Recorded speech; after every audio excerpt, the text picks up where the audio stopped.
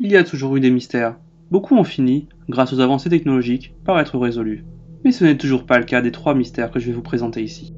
Des statues vivantes. Je ne parle pas ici de SCP-173 ou des anges pleureurs de Doctor Who, mais bien d'un événement particulièrement étrange digne d'un film d'horreur. Entre 1917 et 1928, 500 000 personnes furent touchées par une condition médicale véritablement terrifiante. Les victimes, bien qu'encore vivantes et conscientes, étaient comme gelées, incapables de bouger. La maladie du sommeil, comme elle fut nommée, est apparue en Europe et s'est rapidement répandue, atteignant les États-Unis et l'Inde. Une personne sur 3 atteinte de la maladie finissait par périr. Les victimes étaient parfois capables de parler de manière limitée, ou de bouger les yeux. Elles ressemblaient à des statues vivantes, incapables de se déplacer pendant des heures, des semaines, voire parfois des années.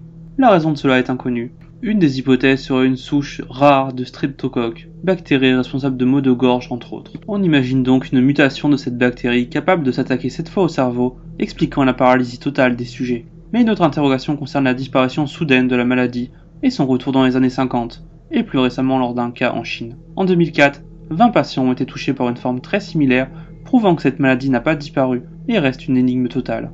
Disparition de Walter Collins. Ce mystère est revenu sur le devant de la scène avec le film L'échange de Clint Eastwood en 2008. Il s'agit ici d'un tragique fait divers concernant, vous l'aurez compris, Walter Collins. Nous sommes dans les années 20, à Los Angeles. Christine Collins, mère célibataire, signale la disparition de son fils, âgé alors de 9 ans. Après 5 mois de recherche, des policiers ramènent Walter à la maison. Mais le problème, c'est que ce n'est pas l'enfant qui a disparu, et Christine s'en est aperçue rapidement. Et pourtant, la police a ignoré ce fait, allant jusqu'à dire que c'était une mauvaise mère. Elle finira d'ailleurs par faire un séjour en hôpital psychiatrique par la suite. Alors, qu'est-il arrivé au vrai Walter? Eh bien, c'est là que se trouve ce mystère en réalité. Les autorités ont fini par penser qu'il aurait été victime d'un tueur d'enfants, Gordon Northcott, bien que la mère de Gordon a affirmé qu'elle en était la coupable.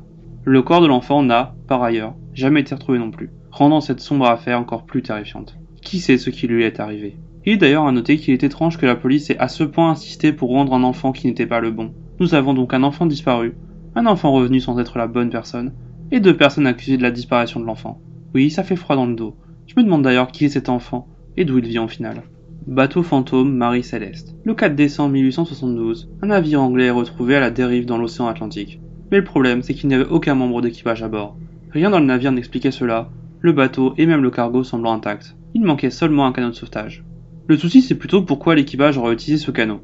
Mais autre chose, l'équipage n'a jamais été retrouvé. Admettons qu'ils se soient enfuis, où sont-ils donc passés? C'est là le principal mystère ici.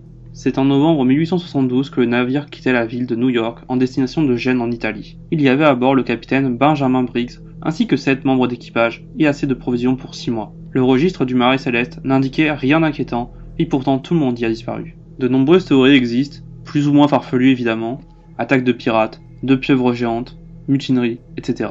Des scientifiques ont aussi supposé une explosion à cause des vapeurs d'alcool, n'ayant laissé aucune trace mais provoquant le départ de l'équipage. Mais même si c'est le cas, pourquoi n'ont-ils jamais réapparu après cet événement? Ce cas restera un mystère, probablement à jamais irrésolu, et il y a de fortes chances que ce ne soit pas le seul.